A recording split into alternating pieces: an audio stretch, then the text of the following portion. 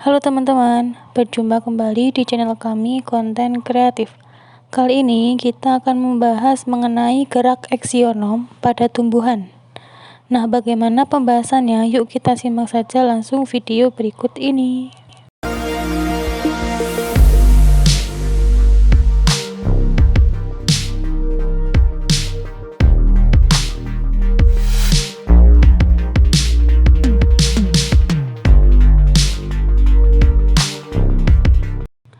Gerak eksionom pada tumbuhan.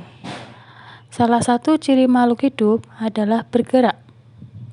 Manusia dan hewan dapat bergerak dengan bebas. Tapi bagaimana dengan tumbuhan? Apakah tumbuhan dapat bergerak? Ayo kita belajar bagaimana tumbuhan bergerak.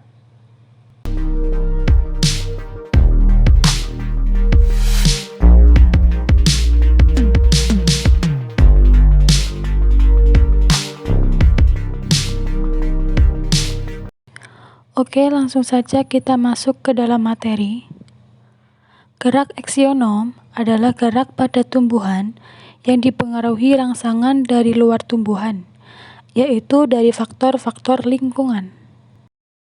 Sedangkan gerak nasti merupakan gerak bagian tumbuhan yang tidak dipengaruhi oleh arah datangnya rangsangan. Gerak nasti dibagi menjadi 4. Yang pertama, termonasti, yang kedua seismonasti, yang ketiga fotonasti, dan yang keempat niktinasti. Saya akan menjelaskan terlebih dahulu yang termonasti. Gerak termonasti merupakan gerak bagian tumbuhan karena adanya faktor suhu. Contohnya, pada bunga tulip mekar di musim panas. Lalu seismonasti merupakan gerak bagian tumbuhan karena adanya faktor sentuhan atau getaran. Contohnya, putri malu menguncup ketika disentuh. Selanjutnya, fotonasti merupakan gerak bagian tumbuhan karena adanya faktor cahaya. Contohnya, bunga pukul 4 mekar di siang hari. Dan yang terakhir, niktinasti merupakan gerak bagian tumbuhan karena rangsangan cahaya gelap. Contohnya, bunga turi mekar pada sore hari. Selain gerak nasti, ada juga gerak tropisme. Gerak tropisme merupakan gerak bagian tumbuhan yang dipengaruhi arah datangnya rangsangan. Gerak tropisme dibagi menjadi 5.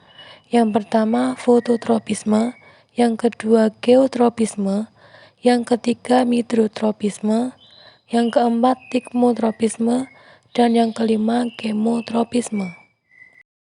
Saya jelaskan terlebih dahulu yang fototropisme. Merupakan gerak pada tumbuhan karena adanya rangsangan cahaya. Contohnya, daun dan batang tumbuh membengkok ke arah matahari. Lalu geotropisme merupakan gerak pada tumbuhan karena adanya rangsangan gaya gravitasi bumi. Contohnya, bisa kalian lihat pada gambar. Jadi jika ada pergeseran tanah dan tumbuhan menjadi miring, maka akar tanaman akan tetap menuju ke pusat bumi. Selanjutnya, midrotropisme merupakan gerak pada tumbuhan karena adanya rangsangan dari air. Contohnya, terlihat pada gambar bahwa gerak akar itu menuju ke sumber air. Selanjutnya, tikmotropisme merupakan gerak pada tumbuhan karena adanya sentuhan dari hewan, benda, atau tumbuhan lain. Contohnya terlihat pada gambar. Ketika ada tanaman bersulur yang diberi kayu, maka tanaman bersulur tadi akan merambat melalui kayu tersebut.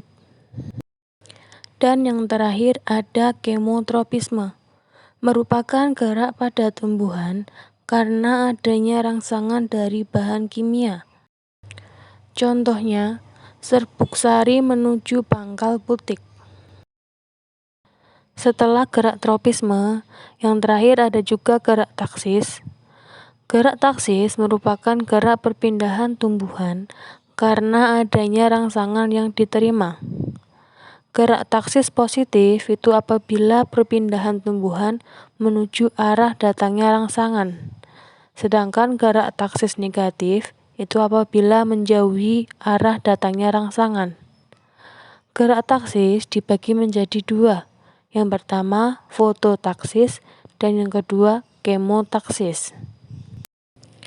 Saya akan menjelaskan yang fototaksis terlebih dahulu. Fototaksis merupakan gerak perpindahan pada tumbuhan karena adanya rangsangan dari cahaya.